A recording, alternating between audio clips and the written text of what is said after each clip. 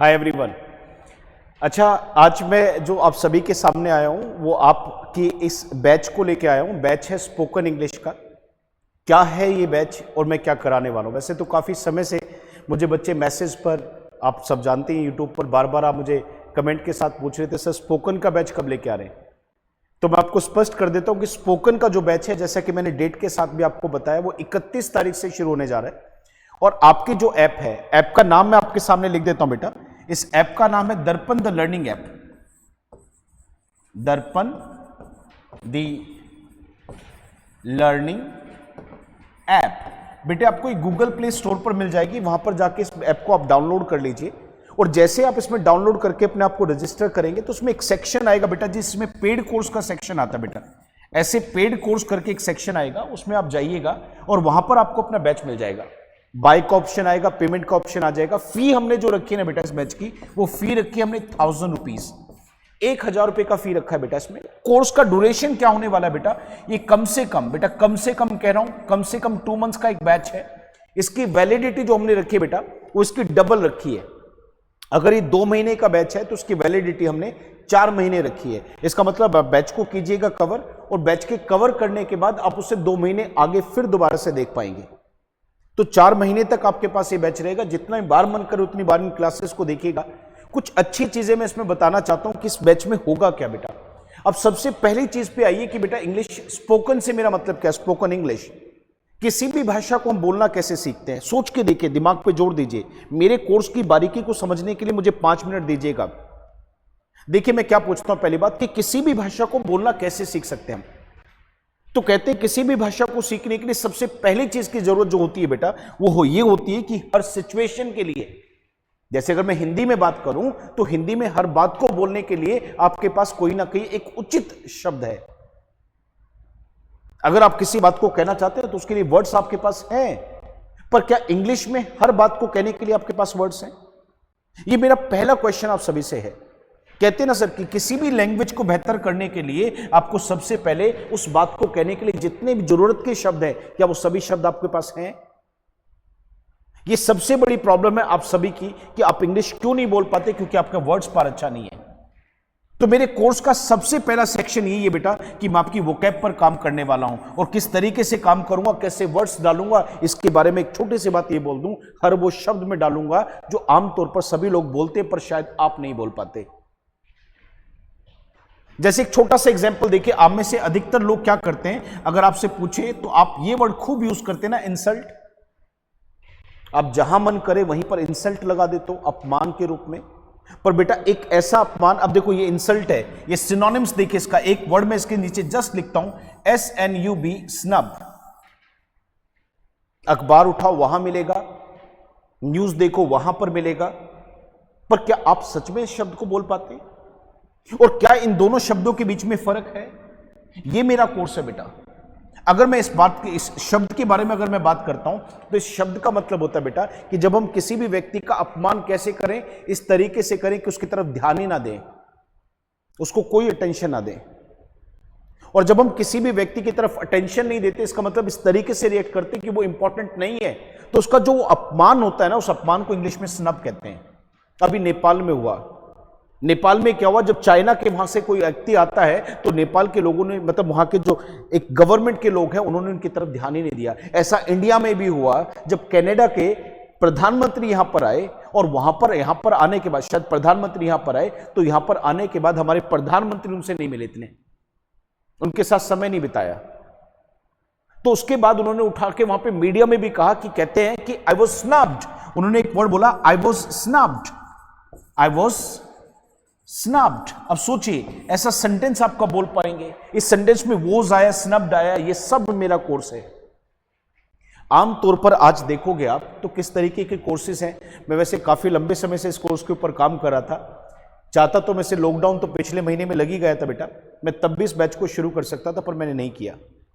मैंने सोचा इस बार पहले मैं कोर्स पे पूरा काम करता हूं, अच्छे से शीट्स तैयार करता हूं और अच्छे वर्ड्स लेके आता हूं, अच्छे स्ट्रक्चर्स लेके आता हूं, हर वो सेंटेंस लेके आता हूं जो सेंटेंस आपको चाहिए, और ये मेरे कोर्स का हिस्सा बनने वाला है। अगर मैं मानूं, अगर मैं अपनी तरफ से कहूं, अगर आप मुझे बहुत मन से देखोगे, मेरे एक एक नोट्स को तैयार करोगे, एक एक वर्ड को यूज करके, तरीका मैं बताऊंगा बेटा, सब कुछ मैं सिखाऊंगा, बस आपको फॉलो करना है। अगर सच में आप ये करते हैं तो आपके पास अच्छी वोकेबुलरी होगी, नंबर 1, हर बात को कहने का एक सेंटेंस होगा, नंबर 2, आपकी कम्युनिकेशन स्किल्स अच्छी होंगी। कम्युनिकेशन स्किल्स में क्या अच्छा होगा? आपका बोलना, आपका लिखना, आपका पढ़ना, ये सब कुछ आप कर पाएंगे। इस कोर्स में केवल इतना ही नहीं बेटा, इस कोर्स के अंदर आपका बॉडी लैंग्वेज, आपका communication skills, practice sheets, words के ऊपर काम करना, ये सब कुछ इसमें शामिल है। Everything you will come to know. कैसे रीड करते, मान लो आपके सामने एक पैसेज आ गया तो उसको कैसे पढ़ेंगे आप, ये सब कुछ इस कोर्स का हिस्सा होने वाला है। 2 महीने कम से कम बेटा, 2 महीने कम से कम इस वीडियो पे काम करूंगा, इसके एक एक लेक्चर पे काम करूंगा। एक और विशेष बात मैं कहना चाहता हूं बेटा, कि आमतौर पर क्लासेस को बहुत बड़ा कर दें हम, तो उसमें कोई फायदा नहीं मिलता। हमारी जो एक क्लासेस होंगी बेटा, वो 35 मिनट से लेकर 40 मिनट की होगी, क्योंकि एक कोर्स की क्लास को आप इतना ही देख पाएंगे। मैं 1-1.5 घंटे की क्लास कर दूं, कोई फायदा नहीं बेटा। आप उसने आधा आपने अभी देखा, आधा बाद में देखा, क्या फायदा है? कोई फायदा ही नहीं है। तो मैंने एक विचार किया कि क्यों ना मैं इस क्लास को 35 से लेकर 40 मिनट का रखूं, उसमें क्या करूं, क्वालिटेटिव भी बनाऊं और क्वांटिटेटिव भी बनाऊं। Really I am quite inquisitive to introduce my course and I really would like to extend thanks to you people कि आप सभी ने मुझे बार बार जोर देके इस कोर्स को बनाने के लिए कहा। सच में, अगर आप वर्किंग हैं, आप कहीं पे काम करते हैं, अगर आप स्कूल में पढ़ते हैं, कॉलेज में पढ़ते हैं, आप एक हाउसवाइफ है, कोई भी किसी भी स्तर का कोई भी व्यक्ति है, इस कोर्स को इस तरीके से डिजाइन किया गया है कि हर कोई व्यक्ति सीख सकता है। कोई भी व्यक्ति इस कोर्स को कर सकता है। क्या क्या इसमें मैं कराने वाला हूं? वैसे तो मैंने आपको ऐप के ऊपर जाओगे तो मैंने एक एक चीज लिख के देखी है, मैंने सारे पॉइंट्स उसमें बनाए हैं। सबसे पहली बात, आपका सेंटेंस मेकिंग बहुत अच्छे आने वाले। I will definitely work on your sentence making part.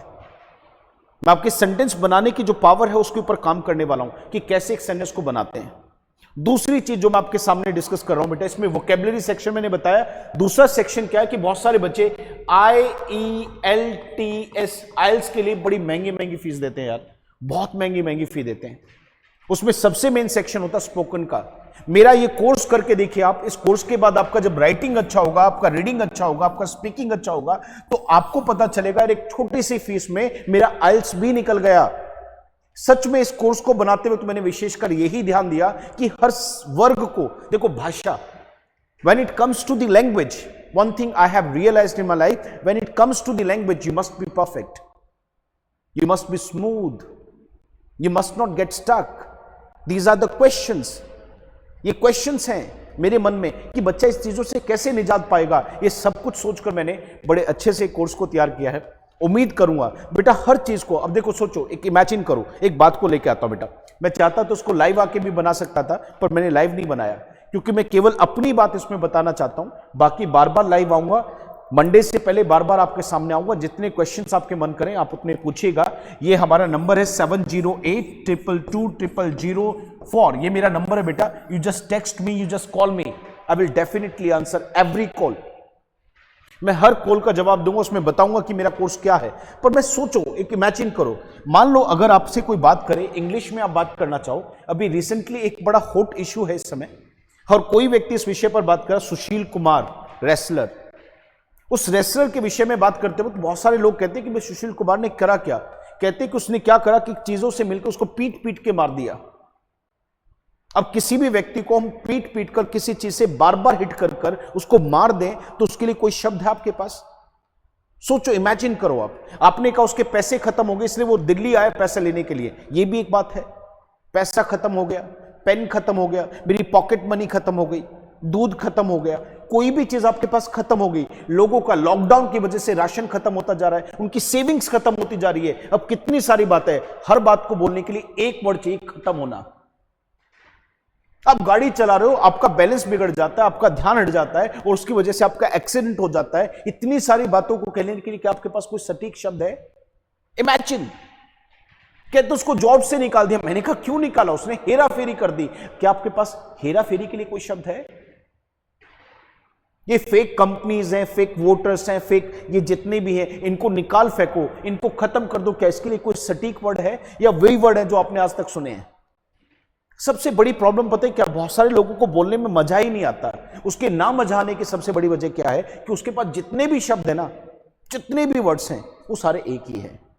बात अलग अलग है पर उसको बताने के लिए शब्द एक ही यूज करता है, इसलिए कभी भी उसमें यूनिकनेस नहीं आता है। और सबसे बड़ी प्रॉब्लम ये चीज उसको कब झलकती है, जब वो किसी दूसरे व्यक्ति को इंग्लिश में बोलता हुआ देखता है। When he gets to see someone speaking before him and he fails to understand that person, he fails to understand that person, there is just one reason।